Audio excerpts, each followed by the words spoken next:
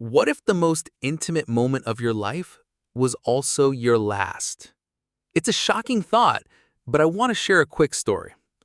A 62-year-old man who seemed the picture of health suddenly collapsed while being close with his wife. It wasn't a typical stroke or heart attack. It was a tragedy that doctors sometimes see, but one we're often too afraid to even whisper about. This isn't just a scary story. It's a real concern for many of us over 50. So, how do we balance a healthy, loving connection with safety? Today, we're talking about it, openly and honestly. And stick with me, because later I'll reveal natural, drug-free ways to maintain that spark, safely and confidently. That story I shared in the introduction about the 62-year-old man is a sobering one. It's the kind of thing we hear about and immediately think, oh, that's a terrible freak accident. That could never happen to me. And while it is rare, the underlying reason it can happen is not a mystery or a myth. It's a matter of basic biology that affects all of us as we get older. The purpose of this section isn't to scare you, but to empower you with knowledge. Because when we understand why something happens, we can take simple, smart steps to make sure it doesn't. So let's pull back the curtain on this sensitive topic. Medically, what happened to that man is often a form of sudden cardiac arrest triggered by intense physical exertion. It's not some mystical event, it's a physiological one. Think of it this way. When we are intimate, our bodies go through a series of predictable changes. Our heart rate increases, our breathing becomes faster, and our blood pressure climbs. When we were in our 20s or 30s, our cardiovascular system, our heart, arteries, and veins was like a brand new set of super flexible rubber hoses. It could easily handle that sudden surge of pressure without any problem. The heart was a powerful engine, and the pipelines were clear and wide. But what happens after 50 or 60 years of life?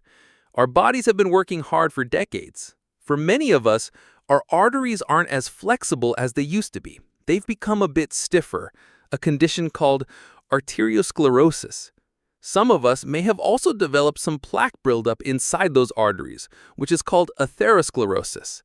This is incredibly common, and it's not a moral failing. It's just a part of aging for many people. This buildup narrows the pipelines, meaning the heart has to work harder to pump blood through them. Now imagine this scenario.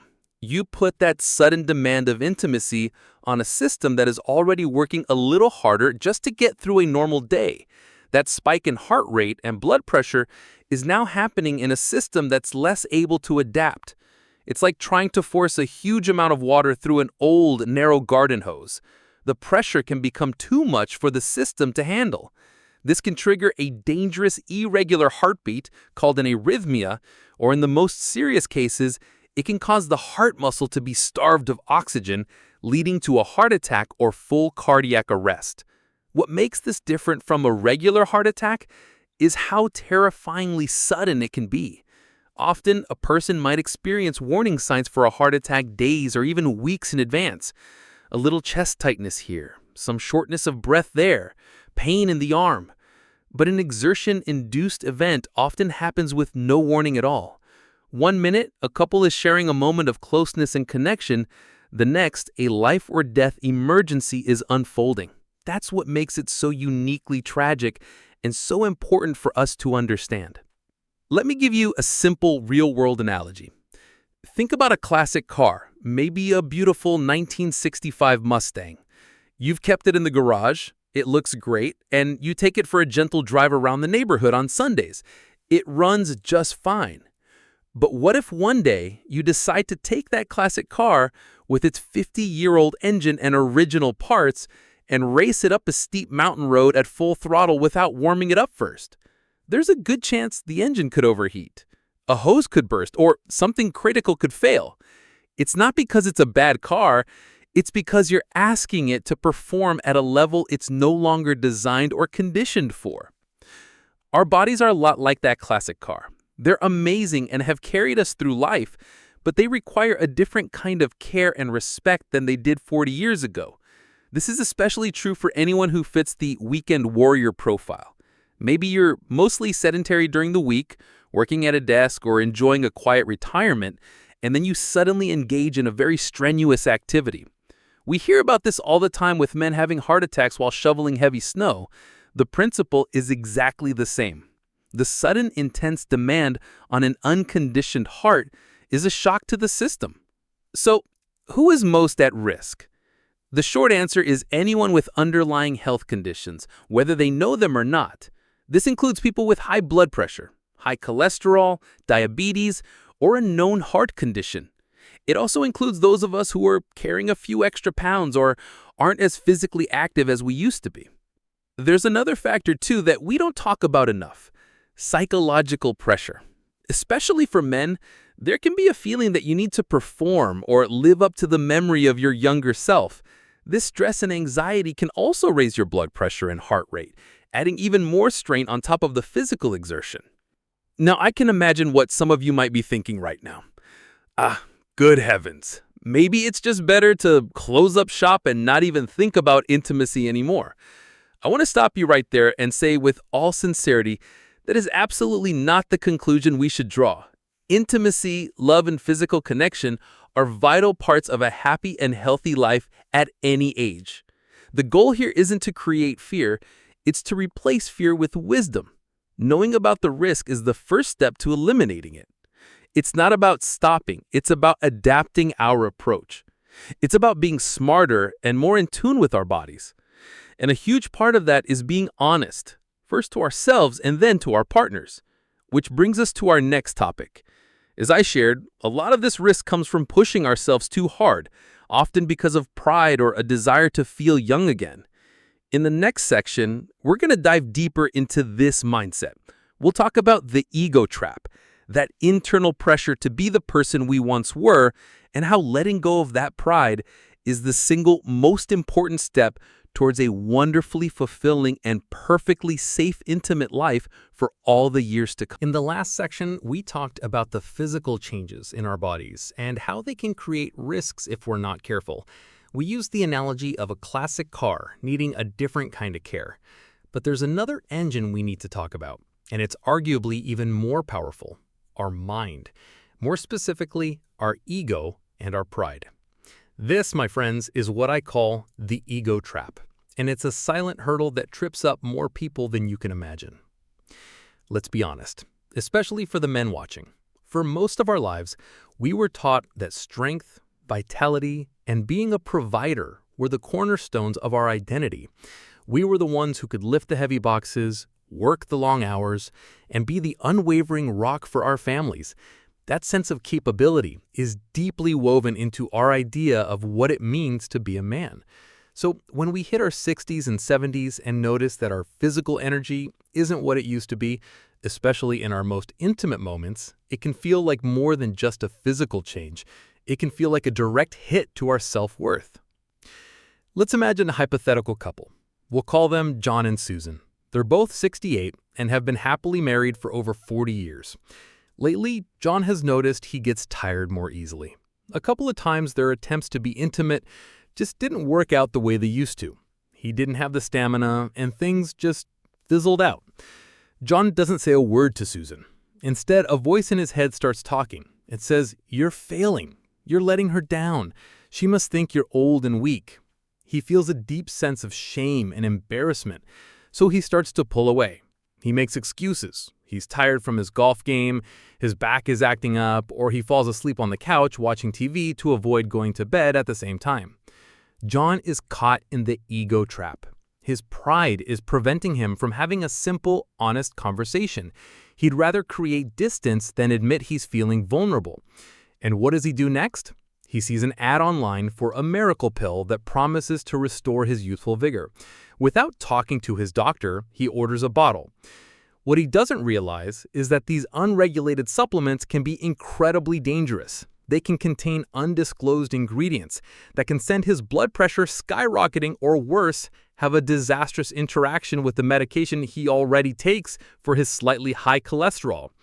He's taking a huge risk, not just for a moment of intimacy, but with his life, all because of pride. Now let's look at this from Susan's perspective. All she knows is that the husband she loves is suddenly distant. He avoids her touch. He seems distracted and unhappy. What does the voice in her head start saying? It says, he must not be attracted to me anymore. Maybe he's bored with me after all these years. Did I do something wrong? She feels hurt and rejected. She doesn't want to pressure him, so she also becomes quiet, creating even more space between them. She starts to feel lonely in her own marriage. Do you see the tragic, silent cycle that's been created? John's fear of inadequacy leads to his silence.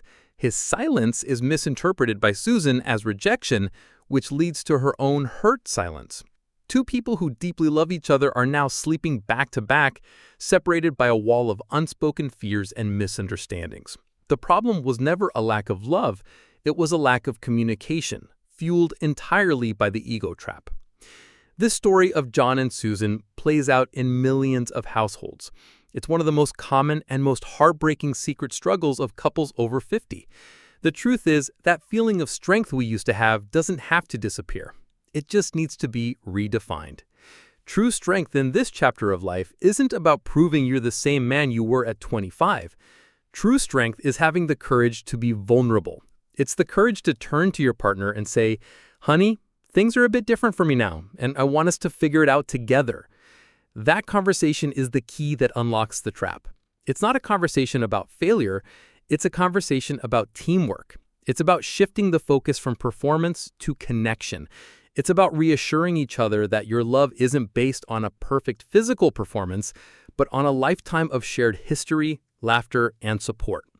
When you open that door, you'll likely find that your partner isn't a judge, but an ally who has probably been worried about you and is relieved that you're finally talking about it. So how do we escape the ego trap? We do it by embracing honesty. We do it by recognizing that our bodies have changed, and that's okay. It's not a weakness, it's a reality. We do it by valuing the emotional connection of intimacy just as much, if not more, than the physical act itself. And as we'll explore in a later section, there are wonderful, natural ways to support your physical health that don't involve risky pills. But first, before we get to those natural solutions, let's talk about the how-to. Once you and your partner have had that brave conversation, what's next? How do you actually approach intimacy in a way that's both pleasurable and, most importantly, safe for your body as it is today? In the next section, we're going to get very practical. We'll discuss how to love in a way that's smart and different from your younger years, covering everything from the best time of day to the importance of warming up, ensuring every moment of connection is a moment of joy, not worry. The new rules of engagement, a practical guide to safe intimacy. In the last section, we talked about the importance of getting out of our own heads, of escaping that ego trap that tells us we have to be the same person we were at 30. We agreed that having an honest conversation with your partner is the first and most crucial step. So once you've had that talk and you're both on the same page, what comes next? How do you actually put this new, smarter approach into practice? This is where we get practical. Think of this as the new rule book for intimacy after 50. And these rules aren't about restriction. They're about freedom. The freedom to connect with your partner joyfully, confidently, and most importantly, safely. Rule number 1, timing is everything. This might be the most overlooked yet simplest rule to follow.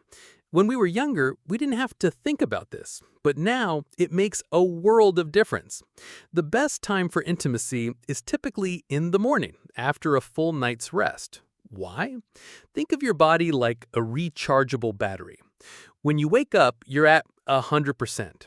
Your blood pressure is generally at its most stable. Your heart has been resting for hours, and your energy reserves are full. Conversely, the worst times are often late at night after a long, tiring day, or right after a heavy meal. Let's talk about the meal part. When you eat a big dinner, your body has to go to work digesting it. It sends a huge amount of blood and resources to your stomach and digestive system. If you then try to engage in strenuous activity, you're asking your body to do two big jobs at once. It's like asking one person to run a marathon and solve a complex math problem simultaneously. The body gets confused about where to send its resources, and it puts an unnecessary strain on the heart. The same logic applies to intimacy right after strenuous yard work or a big workout. Let your body recover first. Give it a couple of hours. The rule is simple. Plan for when you're rested, not when you're taxed. Rule number 2. The warm-up is not optional. If you were going to go for a run, you'd do a few stretches first, right? You'd warm up your muscles to prevent injury.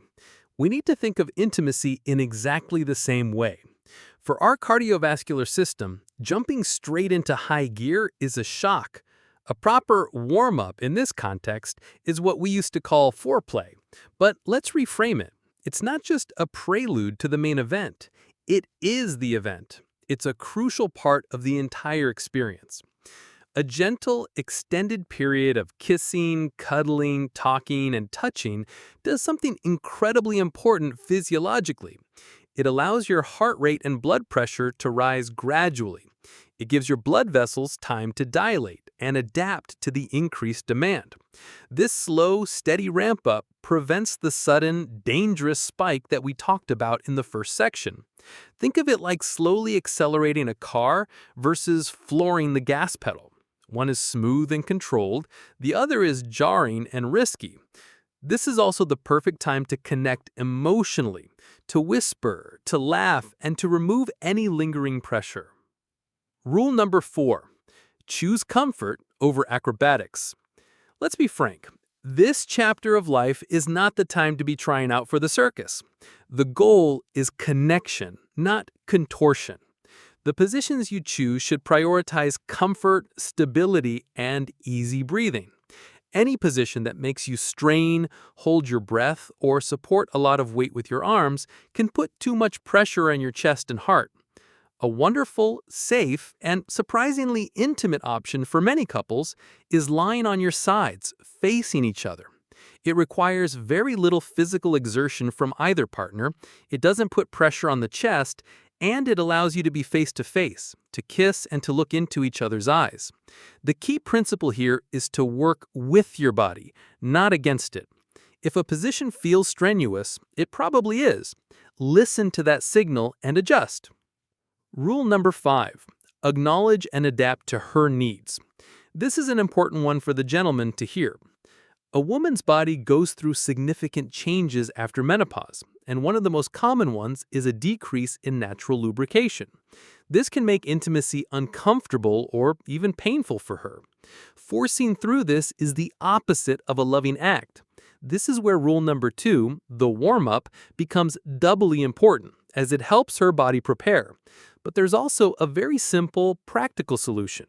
Use a high-quality lubricant. There are many wonderful natural options out there, like those that are water-based, or even something simple like organic coconut oil. This isn't an embarrassing fix, it's a caring and thoughtful gesture that says your comfort and pleasure are just as important to me as my own. By embracing these simple, practical rules, you transform intimacy from a source of anxiety into a safe, reliable, and beautiful way to express your love. It's about being smarter, gentler, and more in tune with each other. But what if you follow all these rules, you've had the talk, yet you find that the desire just isn't there? What if you're feeling a persistent lack of energy or drive that makes even these gentle steps feel like a challenge?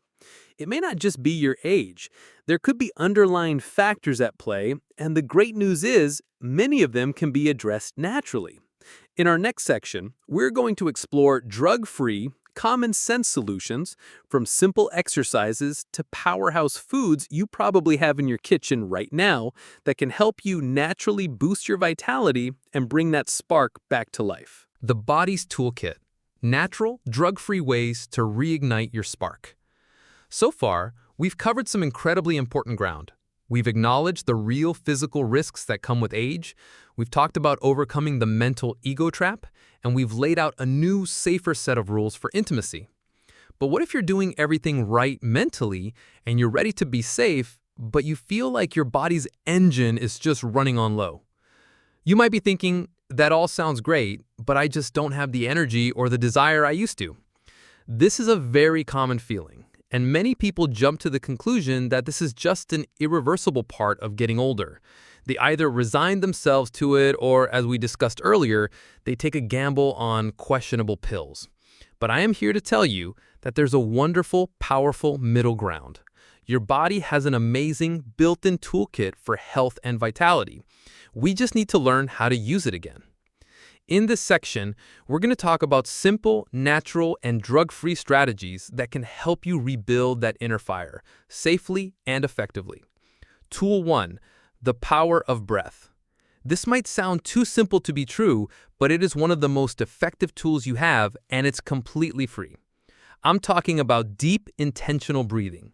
When we're stressed or anxious, which as we know can be a major barrier to intimacy, our breathing becomes shallow and rapid.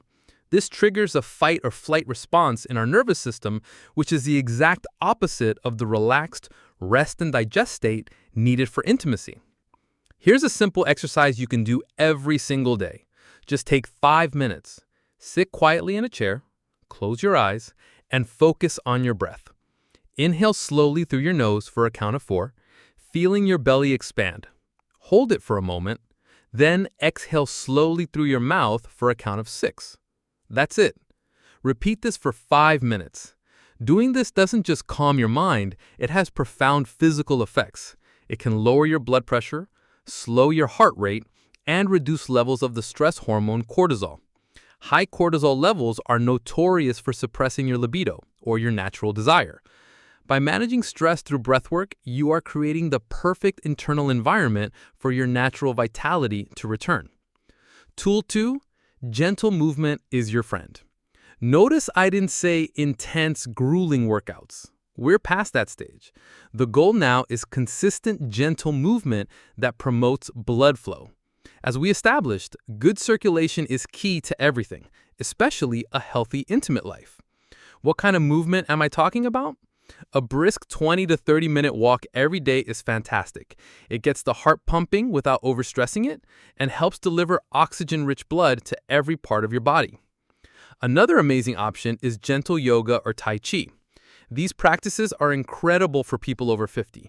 They not only improve blood flow, but they also enhance flexibility, balance, and body awareness. They teach you to connect your mind and your body, which is a powerful skill. There's even a specific type of exercise many people have never heard of, which we'll dive deeper into in the next section, that can directly strengthen the muscles involved in sexual function for both men and women. It's discreet, you can do it anywhere, and it works. Tool 3, fuel your body with the right foods.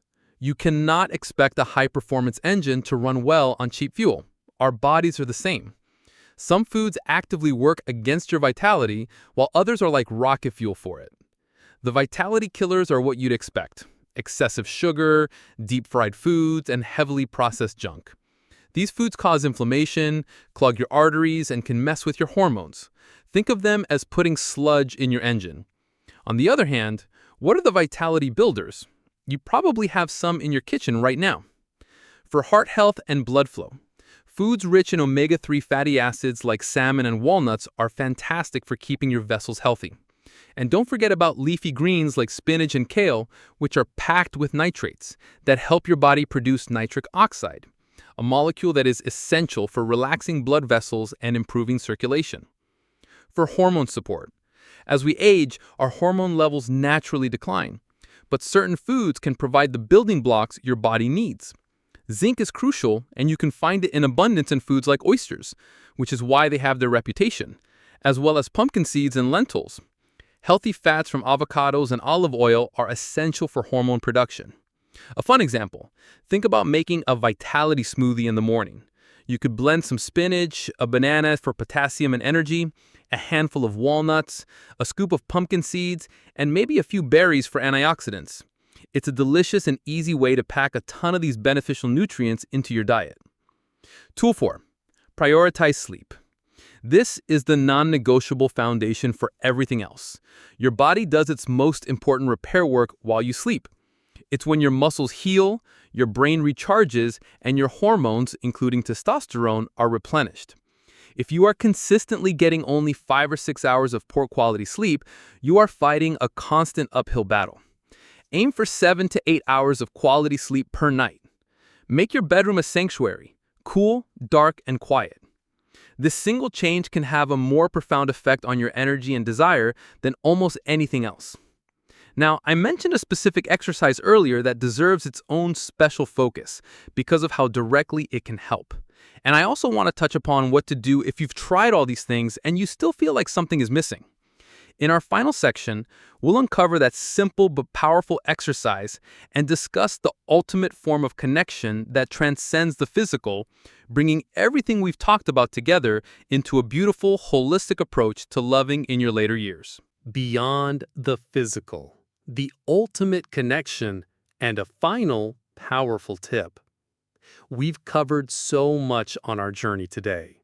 We've faced the real risks, dismantled the ego, learned the new rules for safety, and explored the powerful, natural tools in our body's own toolkit. For this final section, I want to bring it all home by talking about two things. One final, incredibly practical technique, and one overarching idea that is perhaps the most important message of all. First, let's talk about that specific exercise I hinted at earlier. It's called the Kegel exercise, and if you've never heard of it, you're about to learn one of the best-kept secrets for lifelong intimate health. You may have heard of Kegels in the context of women after childbirth, but they are profoundly beneficial for men and women at every stage of life, especially after 50. So what is it? The Kegel exercise strengthens your pelvic floor muscles. These are the muscles that form a sort of hammock at the base of your pelvis, supporting your internal organs and controlling flow.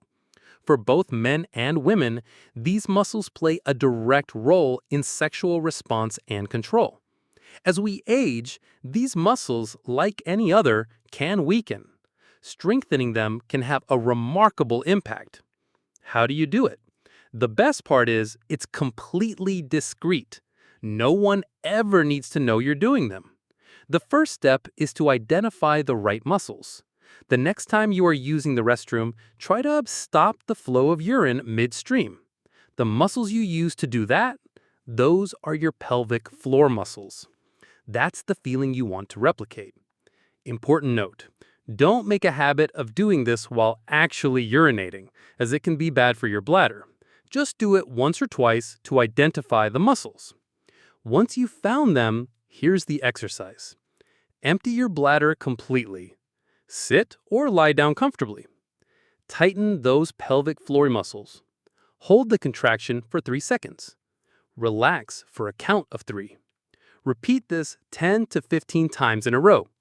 Try to do a set of these 3 times a day, maybe in the morning while you're reading the news, in the car at a red light, or in the evening while watching TV. It takes less than 5 minutes. For men, stronger pelvic floor muscles can help with stamina and control. For women, it can increase sensation and support overall pelvic health. It's like doing bicep curls for a vital, unseen part of your body. This simple, silent exercise is a powerful, proactive step you can take for your intimate health. Now, for the most important point of our entire conversation. As I shared in the previous sections, all these tips, the timing, the exercises, the food, are incredibly helpful. But they are all in service of something much bigger. At this beautiful stage of our lives, intimacy is no longer just about the physical act. It's about the emotional connection. Think about those quiet nights, lying next to the person you've shared your life with. You know their every breath, their every sigh. Sometimes the most profound intimacy isn't a grand physical event at all. It's a simple, gentle touch. It's holding hands while you watch a movie. It's a heartfelt, "How are you feeling today, my love?" It's looking across the dinner table and sharing a smile that holds 40 or 50 years of memories. This is the true gift of love in our later years. we have the chance to connect on a level that is deeper than pure physical passion. It's a connection forged in trust, shared history, and unconditional acceptance. When we let go of the pressure, as we discussed in the ego trap section, we open the door to this more profound form of love. So, if there are days when you or your partner just don't feel up to being physical, that is perfectly okay. On those days, you can show your love in 1,000 other ways. Give a foot rub without any expectation of it leading elsewhere. Bring them a cup of tea in bed. Write a little note and leave it on their pillow.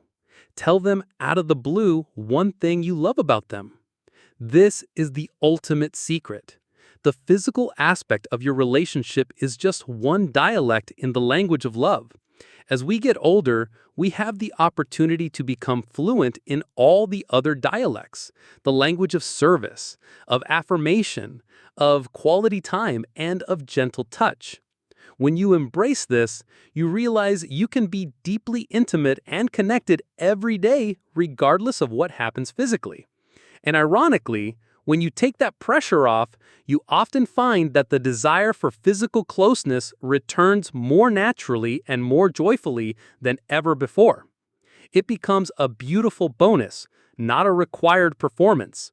It becomes a celebration of the deep, unwavering bond you share. My friends, we have come to the end of our time together today, but hopefully this is just the beginning of a new chapter of understanding for you. We started with a scary story, but we're ending with a message of hope, empowerment, and love. We've learned that the risks are real, but manageable. We've seen how letting go of our pride and embracing honesty can break down walls and bring us closer to our partners. We've laid out the new, smarter rules for safe intimacy and discovered the amazing natural tools from breathing and walking to the food on our plates and even a simple Kegel exercise that can reignite that spark from within. Most importantly, we've remembered that the love we share in our 50s, 60s, 70s, and beyond is about so much more than a single act. It's in the quiet moments, the gentle touches, and the lifetime of shared memories. It's about connection, not performance. If this conversation resonated with you today, you are not alone. There are millions of us navigating this beautiful and sometimes confusing stage of life. If you found this video helpful, please give it a like. It truly helps our channel reach and support more people just like you.